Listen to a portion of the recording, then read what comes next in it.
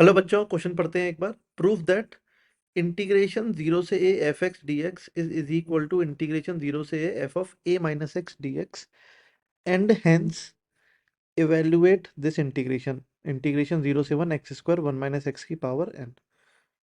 ठीक, की कॉन्सेप्ट समझते हैं इसका। की कॉन्सेप्ट की कॉन्सेप्ट क्या है? इसमें हम लोग डायरेक्ट प्रॉपर्टी भी यूज कर सकते हैं, है ना। प्रॉपर्टी क्या होती है यार? ए से बी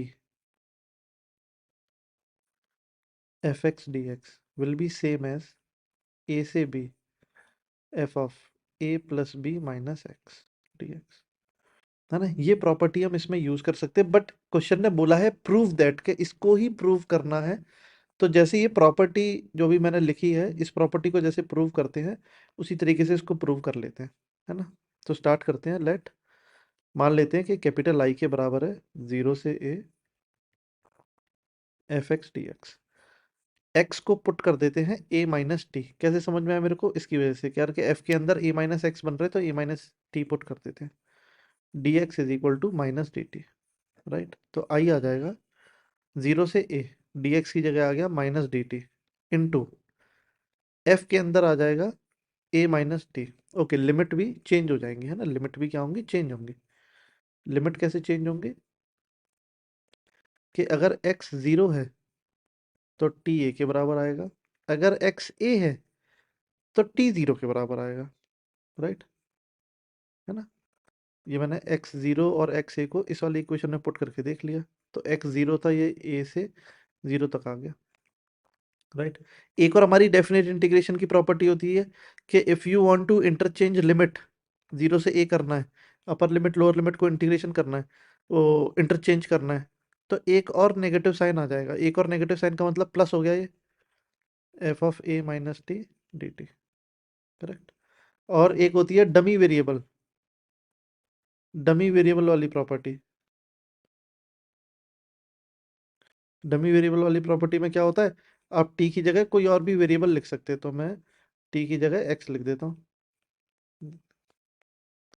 इधर भी टी की जगह क्या आएगा? एक्स आएगा। हो गया प्रूफ। यही तो प्रूव करना था मैं। ये हो गया प्रूफ, राइट। अब इस प्रॉपर्टी को यूज करके हमको इसको इवेल्युएट करना है ना। चलो पहले तो मैं एक बार फिर से प्रॉपर्टी लिख देता हूँ। ये जो प्रूफ किया हमने, f x d x is equal to zero से a f of a minus x d x, है ना। हमको क्या सिंप्लीफाई करना है? जीरो से वन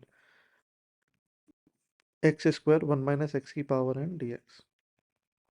जो कैसे समझे कि जहां भी एक्स है वहां पे ए माइनस एक्स आ रहा है, मतलब अपने क्वेश्चन में जहां जहां भी एक्स होगा वहां पे वन माइनस एक्स आ जाएगा, है ना। सॉल्व करते हैं इसको। जीरो से वन, वन माइनस एक्स का whole square into one minus x power n d x, है ना। ये आ गया जीरो से वन, वन माइनस एक्स का होल स्क्वायर।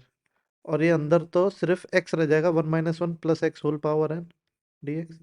सिर्फ क्या रह गया? एक्स रह गया, मतलब जीरो से वन, वन माइनस एक्स का स्क्वायर और एक्स की power n d x, right. इसको अब इंटीग्रेट करना थोड़ा सा आसान है। वन माइनस एक्स का होल स्क्वायर जो है उसको ओपन कर देते हैं, a square minus two a b plus b square, और इन सबका मल्टीप्लीकेशन एक्स पावर एन से हो रहा है। एक एक करके सबको एक्स पावर एन से मल्टीप्लाई कर देते हैं। X power n minus two x power n plus one plus x की power n plus two, right. अब ये सबका इंटीग्रेशन बहुत ईजी हो गया। जो जगह एक्स की power n plus one upon n plus one minus two times x की power n plus two upon n plus two plus x की power n plus three upon n plus three, और ये limit zero से लेके one तक, correct. एक बार one put करेंगे, एक बार जीरो पुट करेंगे। जीरो पुट करने में तो सारी जीरो हो जाएंगी, तो ये बचेगा one upon n plus one minus two upon n plus two plus one upon n plus three. तो one upon n plus one minus ये जो एन प्लस टू जो टू टाइम्स है, इसको मैं ऐसे दो बार लिख रहा हूँ, अलग अलग करके लिख रहा हूँ। पहले इन दोनों को सॉल्व कर लेते हैं। N plus one n plus two, correct. ऊपर क्या आएगा? N plus two minus n plus one, और यहाँ पे नेगेटिव कॉमन ले लिया। इन दोनों को भी सॉल्व कर लेते हैं। N plus two n plus three, है ना। तो यहाँ आएगा n plus three minus n plus two, correct. ये आ गया, ये क्या आएगा, 1 upon n+1 into n+2 minus 1 upon n+2 into n+3, है ना। एक बार देख ले, इधर भी 1 आएगा। ठीक है, दोनों जगह न्यूमरेटर में क्या आ जाएगा, 1 आ जाएगा। अभी दोनों जगह से n+2 कॉमन आ रहा है, 1/n+1 माइनस 1/n+3, तो 1/n+2 इंटू, फिर से एलसीएम ले लिया, n+1 into n+3।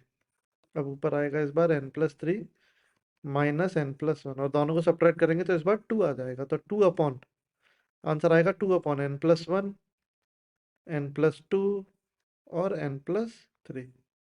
This will be your final answer. एक बार देख लेते हैं और कुछ तो नहीं रह गया। नहीं, इसी को इवेल्युएट करना था। This will be your final answer. Thank you.